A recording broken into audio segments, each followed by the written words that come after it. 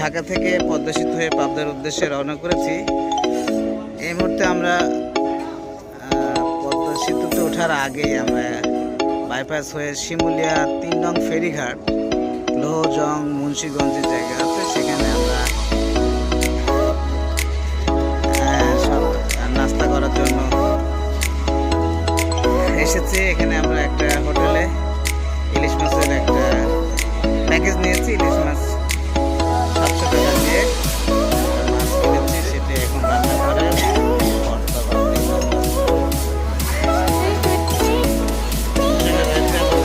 ডিপার্টমেন্টের জাহাঙ্গীর আলম, আমাদের আব্দুল সালাম, আমাদের পাইলট, জিএম স্যার, জব্বার,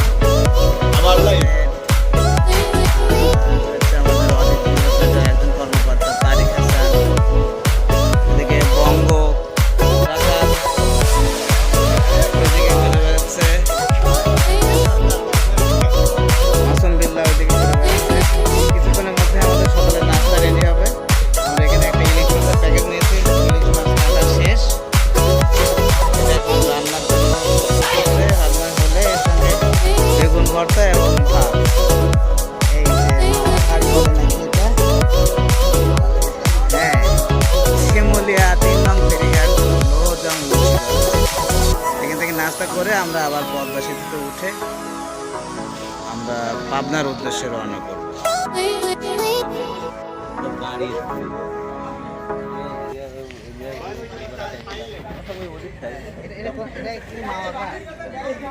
ফেরিঘাটে আমরা এখন অবস্থান করছি সকালের নাস্তা করার জন্য।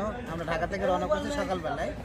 আমরা পদ্মা সেতু উঠবো, তার আগে বাইপাস হয়ে মাওয়াজি ফেরিঘাট আছে, সেখানে এসে সকালে নাস্তা করার জন্য আমরা এখানে একটা হোটেলকে চুক্তি দিয়েছি। এখানকার যে নাম করা যে ইলিশ, সেই ইলিশ আমরা প্যাকেজে নিয়েছি। আমরা সবাই রান্নার জন্য প্রস্তুত হচ্ছে।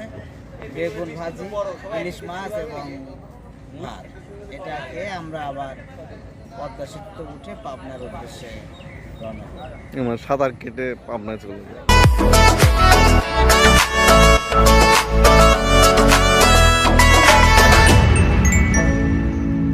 আমরা এখন অবস্থান করছি, ওই পাশে দেখা যাচ্ছে পদ্মা সেতু।